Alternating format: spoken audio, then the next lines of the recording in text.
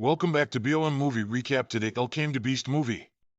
In the wake of faking his passing during his last experiences, previous contract killer Arthur is carrying on with a serene life in Rio de Janeiro under a phony character. One evening while he's partaking in his time at a pleasant eatery, Arthur is drawn nearer by Renee, who is evidence of who he truly is. She addresses an influential man that needs to employ Arthur to kill 3 foes and make it seem to be a mishap. Assuming that he turns the proposal down, her manager will tell lawbreakers Arthur's alive. Arthur imagines he wants to settle on a decision and takes out his telephone. However, he utilizes it to snap a photo of Renee. She promptly takes out her weapon and Arthur answers by pushing the table against her, turning down the deal. Every one of the partners in crime Renee brought assault Arthur, and he battles them all, involving his self-preservation abilities in any item you can track down in the eatery, including the actual barbecue, that Arthur hops on the top of a passing sky cable car to move away. However, Renee and her men board a similar cable car and attempt to shoot Arthur from inside. Renee likewise attempts to scale to him, so Arthur chooses to bounce on the rear of a draped lightweight plane to effectively get away. At night, Arthur returns to the boat he lives in and discovers a few dubious men looking at it. Utilizing a controller, he enacts the bombs he introduced in the event of crises and causes the boat to detonate, killing those folks. Subsequently, he goes to an old compartment where he secretes every one of his devices and consumes his old identification to supplant it with another character. In a little while, Arthur moves to Thailand, where his close buddy might give him back his old hovel. Under the hovel floor, Arthur has stowed away more weapons and devices, so he quickly starts dealing with exploring Renee. He finds she works for Crane,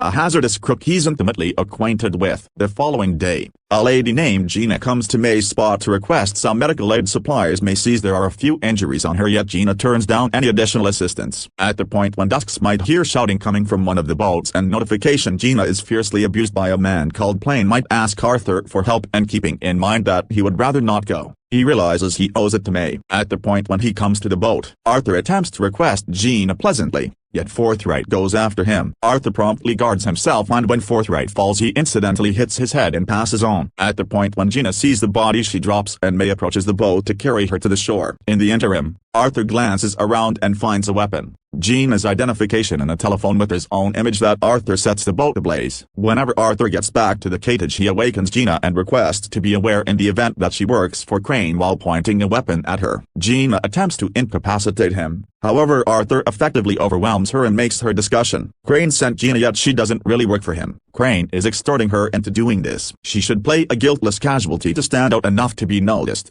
and straightforward got excessively much into his job. The arrangement was to draw near to Arthur and afterward called Crane, yet Arthur restricts her from doing so. He'll choose when these folks get to come. The following day, Arthur finds Gina used to be important for a compassionate gathering that offered help with Cambodia. Arthur asks Gina what Crane has on her, and Gina made sense of she ran a sanctuary for survivors of illegal exploitation. Half a month prior, a staff part vanished, and after 2 days, her body was left at her entryway. Crane sent a thug that would kill the children in the event that Gina didn't acknowledge to do this mission for him. Afterward, Arthur sees a boat close by with men checking the shore out. They likely were sent by Crane, so Arthur strolls around inseparably with Gina to make them think her central goal is working out in a good way. May sees this and assembles them through a few old-type practices at the party she's tossing, and Arthur and Gina wind up having heaps of fun together. At night, Gina apologized to Arthur for getting him into this wreck. Arthur's makes sense of he comprehends on the grounds that he was a vagrant as well. He was offered to a criminal that trained youngster warriors, and Crane was there as well. While Arthur got away from Crane, and Arthur thinks they faulted Crane for itself, and presently he needs retribution. Then Gina and Arthur kiss and go through the night together.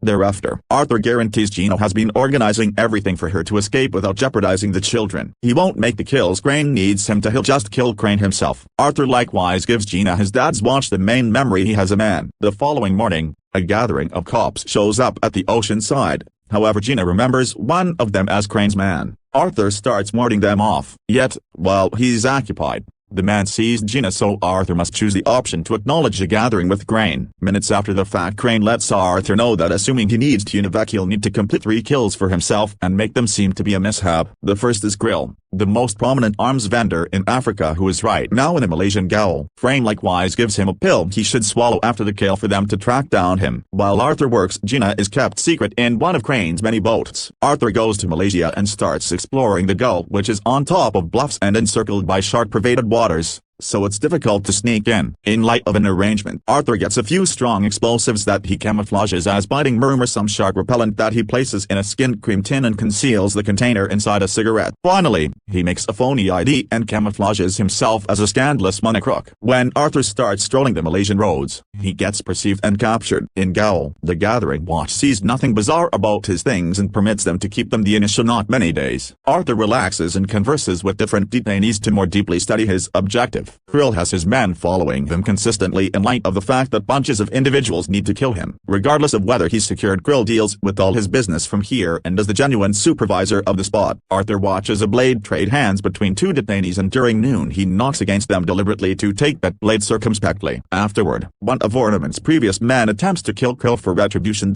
In any case, Arthur cuts in and kills him with a blade. Krill is exceptionally intrigued and welcomes Arthur to eat with him. Arthur just acknowledges if Krill will leave his men outside. Shockingly, Krill acknowledges his terms, and at night, Arthur is taken from his cell to meet Krill at his confidential hut. Krill attempts to extend to Arthur an employment opportunity, yet when he pivots, Arthur hops on him and kills him by coming down on his neck. Then he blends the snake toxin Krill utilized for his ceremonies with his genuine beverage to make it seem as though Krillin got things done for himself. The watchmen outside are getting dubious. However, Arthur places the body in a supplicating position so the gatekeepers think the quietness is for religion. A while later, Arthur puts the unstable gum on a jail wall to make an opening. Then, at that point, he swallows the pill, covers himself with a shark repellent, and hops into the water before the police can get him. Crane's men are sitting tight for him in a fishing boat, and Arthur will escape securely. Crane settles on a video decision to demonstrate Gina is fine and allows Arthur his second objective, Adrian Cook, a human dealer that lives in Australia. Occasionally later, Arthur is examining his objective. He discovers that Cook's penthouse suite is impervious, yet he likewise has a cantilever pool that shades over the roads. Arthur employs a helicopter to concentrate on the structure from far off, then he professes to be keen on one of the lofts close to Cook's. While the real estate professional shows him around, Arthur calls her telephone to divert her, and he takes photos of the condo key so he can make a copy. Finally, he utilizes perilous synthetic substances to make a little yet strong dangerous that can break glass and make it seem as though it parted from pressure. A couple of days after the fact, Arthur camouflages himself as a specialist to enter the structure secretly. Then he utilizes the copy key to get inside the condo. Utilizing progressed gear, Arthur leaves through the window and moves up the structure until he arrives at the pool, where he makes a little opening to embed his exceptional hazardous. Cook is right now swimming and can see Arthur. However, before he can call the watchman, the glass begins to break. Arthur hops away and slides down the structure to get back to the loft while the pool breaks and Cook tumbles to his demise. Crane sees Cook's demise on the news and orders his men to prepare things for the following video call. Gina sees they cause her to sit close to a window that ends up showing the boat's entire number, so she moves the camera to put the window on the edge. At the point when the call begins, Gina lifts her hand to show Arthur the watch as a method for making him check the number out. When the partners in crime sees he closes the call, yet Arthur figures out how to get the number and uses it to track down the area of the boat. Afterward, Arthur causes a helicopter to follow Crane's boat, and he hops into the water with a pack brimming with unique gear. In the wake of concealing the sack under the boat, Arthur sneaks on board and starts killing each man he goes over. Sadly, he's seen, and Arthur winds up in a hand-to-hand battle against a lot of hooligans while Gina is removed from the room. She attempts to shield herself, yet her essential abilities aren't sufficient and she's placed in a helicopter. Arthur hops on one of the gatekeepers and takes his projectile to take out the hooligans that are after him, involving the person as the safeguard simultaneously. Tragically,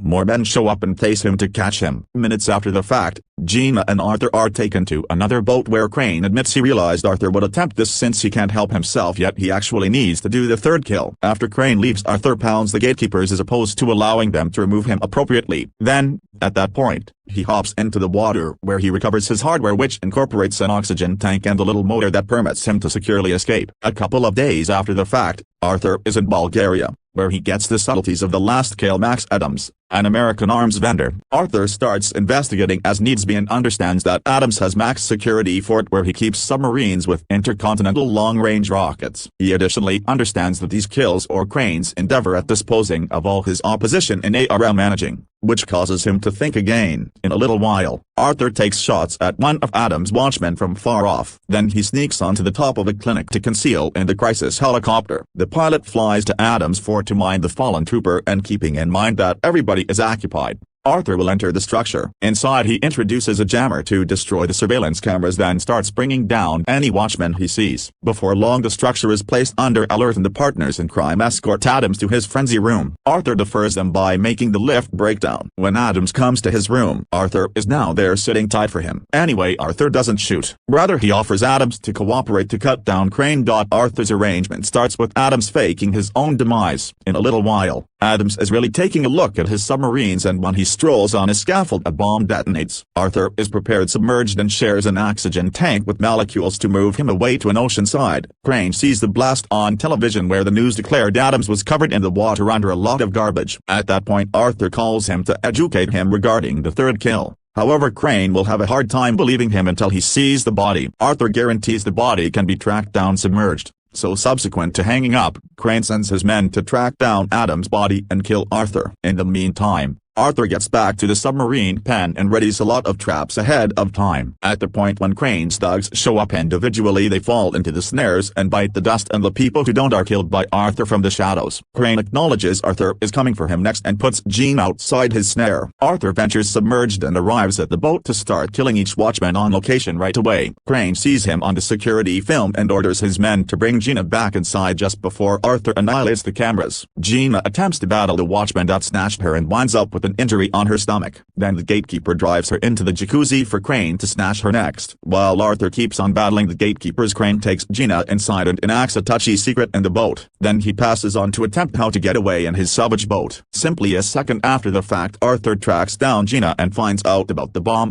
so Arthur places Gina in a crisis discharge case and sends her away. A while later, Arthur pursues Crane, killing the last couple of watchmen before hand-to-hand battle results. Crane puts his hands on the anchor chain and uses it to catch Arthur by his leg, yet Arthur exploits its length and utilizations it to attach Crane to the boat. Crane lasts since Arthur took excessively lengthy and he'll kick the bucket as well. Yet, Arthur doesn't look excessively stressed and he runs inside just before the bomb detonates. Gina watches the boat blow into pieces and burst into flames and sobs for Arthur's passing. Essentially the blast offered their situation and she's saved by the coast gatekeeper. Adams additionally watches from the shore and believes there's a bizarre thing about the boat pieces that are being brought from the ocean. He likewise sees a surveillance camera close by. Half a month after the fact, Gina is back in Cambodia with the children and she keeps in touch with me to say thanks to her for her gift of the water channel. One evening while she's bustling educating, she's stunned to find Arthur is alive and has come to see her. In the meantime, Adams explores Crane's boat and realizes this model has something many refer to as the jumping chime, which contains caught air to permit jumpers to inhale submerged. Considering a hypothesis,